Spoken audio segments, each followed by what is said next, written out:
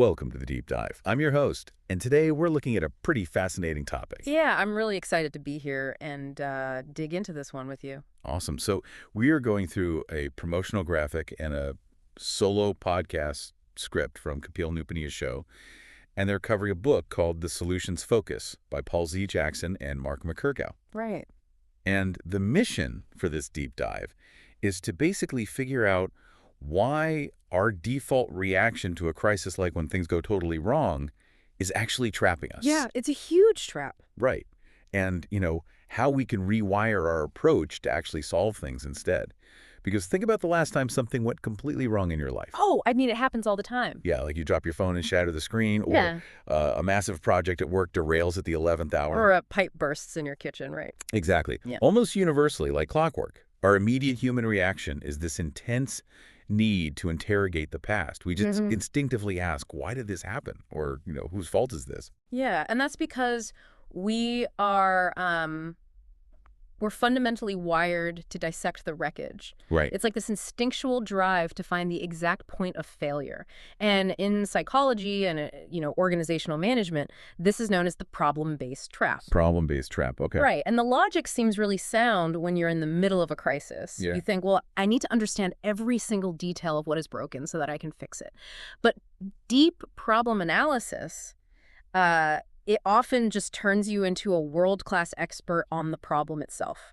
Oh, wow. Yeah. It focuses all your cognitive energy on the failure, Yeah. which tends to just lock the brain into this state of paralysis and anxiety and blame. Without actually... Right, without moving you a single inch toward an actual solution. Okay, let's unpack this for a second, because I have to challenge that premise right out of the gate. Go for it. Because I'm driving down the highway, right? Mm-hmm. And my car engine suddenly starts making this terrifying clanking sound. Yeah. And smoke starts pouring out of the hood.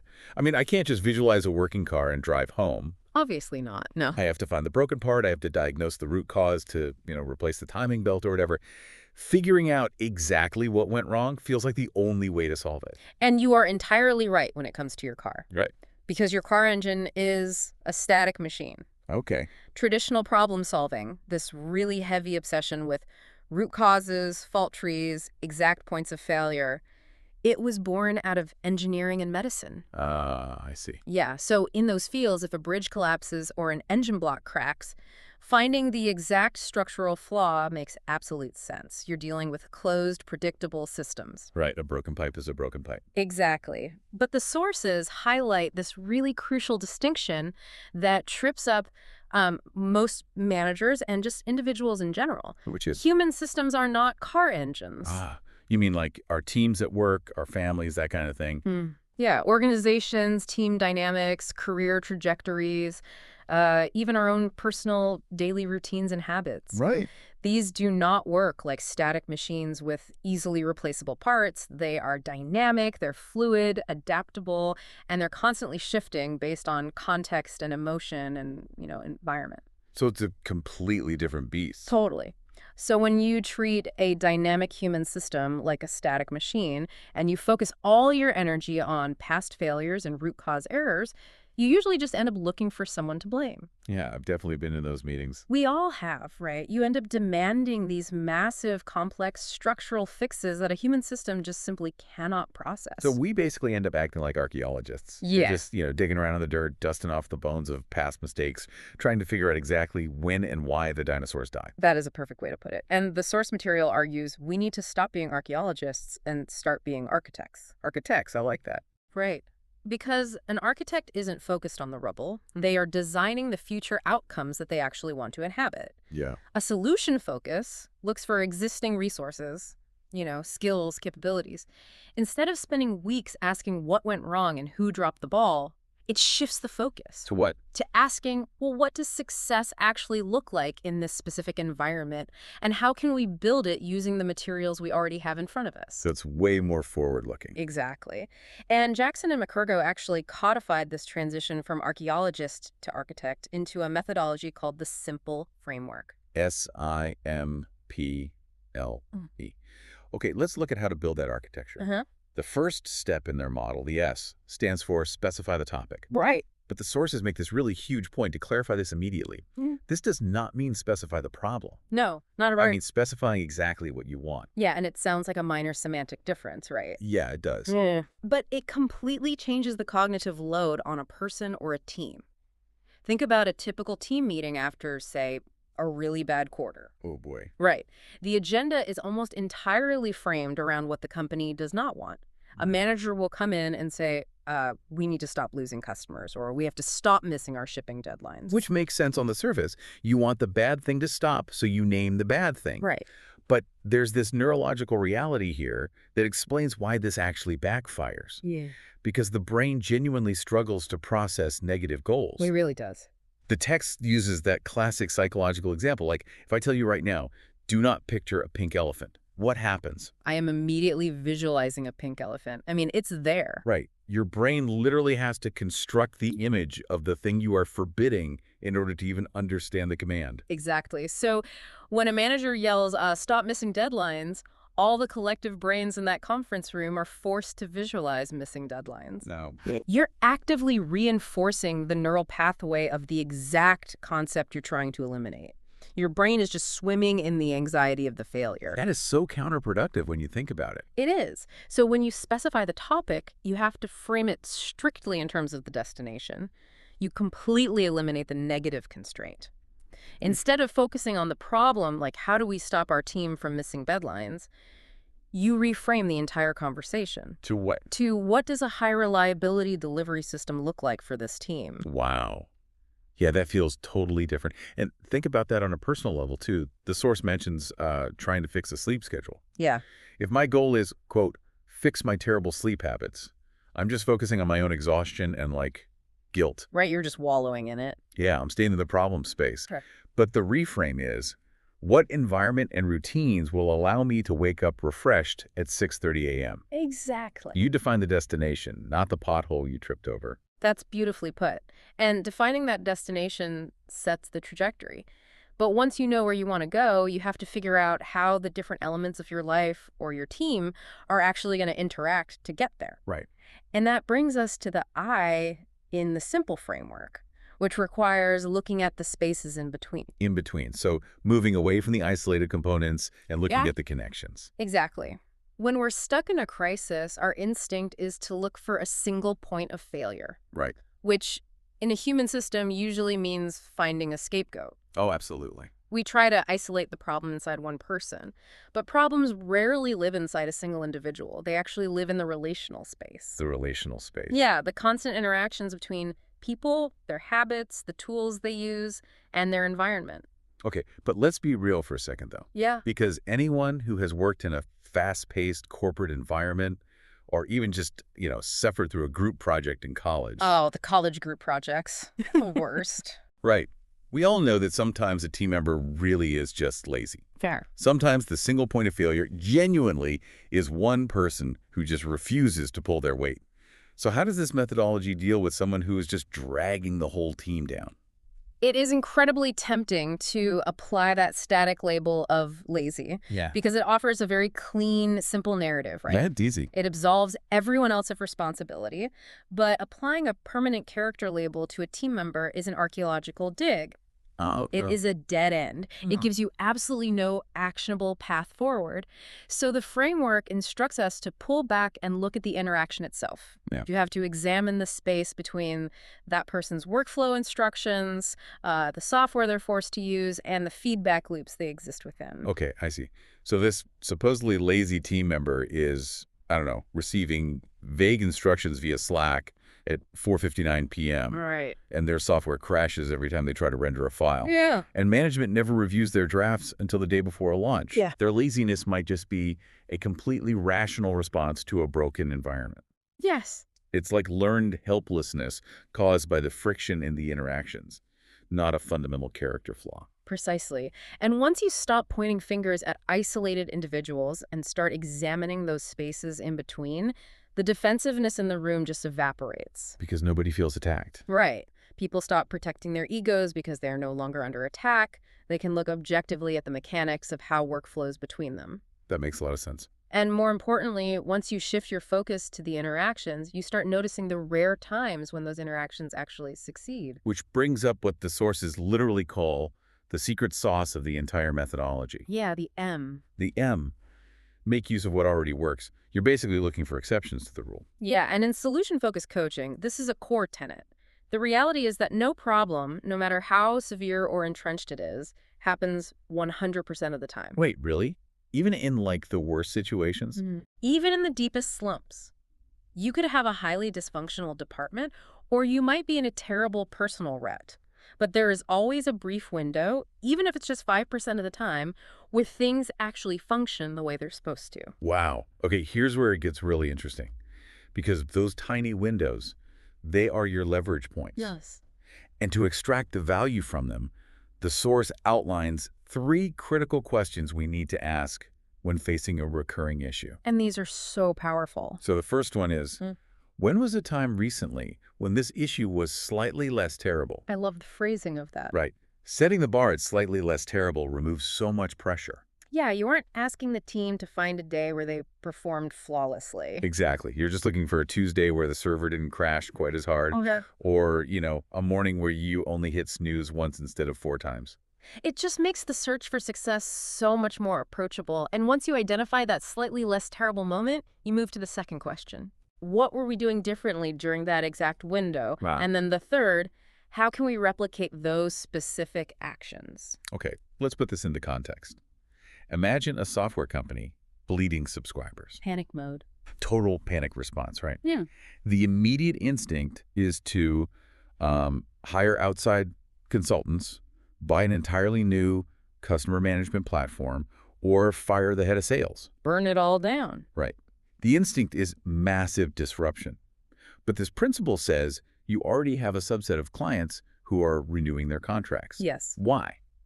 What is the account manager doing differently in those specific phone calls? Yeah. You're basically searching for clues of success that are already buried in your own historical data. You hold the blueprint, you just haven't realized it yet. Right? You find the anomaly of success and you intentionally scale it.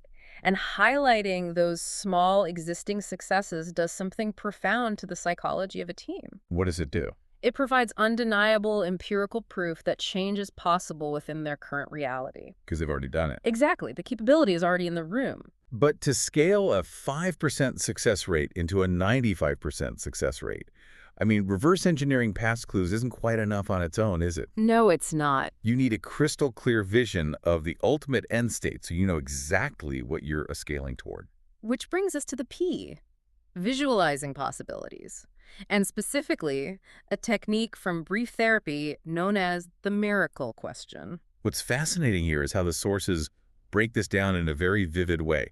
Let's actually set the stage for how this works in practice. Okay, I love doing this. So imagine you go to sleep tonight. Okay. And while you're sleeping, a miracle occurs. Sounds nice. Right.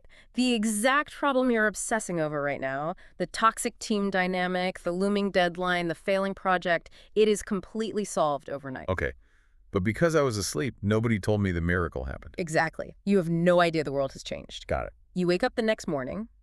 What is the very first tiny sensory detail you notice that lets you know the problem is gone? Sensory detail. Yeah. Like, how does your body feel when you check your phone? How do you interact with your colleagues when you walk into the office? What are you doing instead of worrying? The psychology behind this is fascinating. Because normally, if you ask a team in crisis, how do we solve this? You instantly trigger the amygdala. Yeah, the fight or flight. Right. The brain throws up immediate defensive walls. People say, oh, we don't have the budget. Leadership won't approve it. The timeline is too short. They list all the reasons it can't work. Yes. The brain protects itself from the effort of solving a massive problem by listing constraints. But the miracle question bypasses those defenses entirely. Completely. It asks you to imagine a world where the constraints have already vanished and forces you to ground the solution in concrete sensory reality. And once you identify that concrete detail, maybe it's simply seeing a clean, prioritized list on your team's project board instead of a chaotic mess of urgent tags. Yeah. Reverse engineering the steps to get there becomes a logistical exercise rather than an emotional one. That's a huge shift. Huge. You've bypassed the anxiety of the failure and locked your cognitive focus onto the specific mechanics of the end state. But how we talk about that end state matters just as much as visualizing it, right? Oh, absolutely. Which is the L in simple language. Because words are not just passive descriptors of our reality. They're actually active tools that construct our cognitive state. They are. The language you use dictates how your brain evaluates its own capability. And this framework draws a hard line between problem-focused language and solution-focused language. Okay, so problem-focused language tends to be absolute. It's finite and closed. Yeah, it sounds like this is impossible, or we always mess up the specific client presentation, or I'm just not a disciplined person. It's basically the period at the end of a sentence. Yeah. It shuts down any further processing. Exactly. When you use definitive, absolute words, you signal to your brain that the situation is fixed. And honestly, there's no evolutionary benefit to expending energy on a problem that is definitively unsolvable. Why try if it's impossible, right? Yeah. Right. But solution-focused language, on the other hand, is open and descriptive. You consciously intercept those absolutes. Okay. You swap out, we can't do this, we haven't figured this out yet. Yet. That single word yet is doing a lot of heavy lifting. It really is. It completely alters the neural response. Yeah. You move from a threat state to a state of curiosity. Yeah. You replace this onboarding process is completely broken with how would we like this onboarding process to operate? How would we like this to operate inherently assumes a solution exists. Yes. It just shifts the brain right into a creative, forward-moving gear.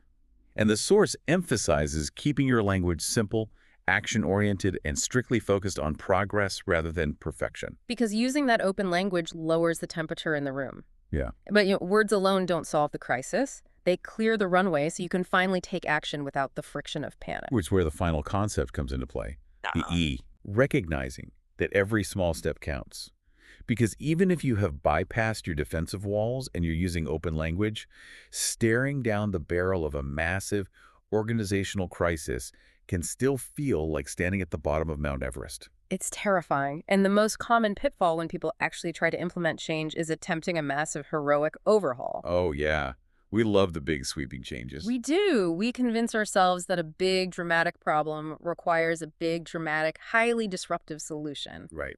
But going back to our earlier point, we're dealing with dynamic human systems. Huge, heroic plans usually just trigger overwhelm and immediate resistance from the people who actually have to execute them. Because the stakes are too high. Exactly. If the grand plan fails, you're worse off than when you started. So the source material offers a really cool tool to lower those states, the 1 to 10 scale. I love this tool. So you ask yourself, or your team, on a scale of 1 to 10, where 10 is that miracle state you visualized, and 1 is absolute unmitigated chaos, where are we today? Okay, let's play this out. Let's say a team evaluates a failing project and honestly decides we are at a 3. Okay, 3. The magic of this approach is that you do not follow up by asking, how do we get to a 10 by tomorrow? No, definitely not. Setting the goal at a 10 immediately introduces the friction of impossibility again. Right. Instead, you ask, what is the specific micro action that takes us from a 3 to a 3.5? Just a half step. Just a half step. Yeah. So what does this all mean for you, the listener? The psychology of this is rooted in momentum. Making the goal incredibly small radically lowers the friction of starting. Yeah, when a team only has to figure out how to move from a 3 to a 3.5, the resistance drops. It doesn't require a heroic, risky effort. Exactly. You take the small action and you get a quick, tangible win. And that small win provides a hit of dopamine, which builds confidence, and that confidence accelerates your capacity to take the next step. It's basically the compounding interest of problem solving. That's a great way to put it. You don't need a helicopter to drop you at the top of the mountain. You just need to take one step up the trail. Small, immediate, incremental actions are the hallmark of actually building solutions rather than just theorizing about them. So let's look at the totality of this shift. Because moving from an archaeologist who digs up the past to an architect who designs the future, it requires a completely different set of tools. Let's recap them. You have to specify the destination, framing exactly what you want rather than what you're trying to avoid. Right. You have to look at the spaces in between, analyzing the workflows and interactions rather than assigning permanent character flaws to individuals. You find the exceptions, those rare moments where things are slightly less terrible, and you amplify what already works. Yeah. You use the miracle question to clearly picture your success in concrete sensory details, which bypasses the brain's natural defensiveness. You keep your language open and focused on progress, utilizing words like yet, and how might we? And finally, you abandon the heroic overhauls in favor of finding the micro-action that moves you just a half step forward on the scale. And the sources leave us with a very practical prompt. What's up? The next time you find yourself stuck in a crisis, obsessively asking, why is this happening to me? Force a pause. Turn to this framework and ask instead, what is the smallest step I can take right now toward what I want? It changes the entire paradigm from passive suffering to active momentum. It really does. But before we wrap up, you brought up something earlier about human systems that takes this a step further.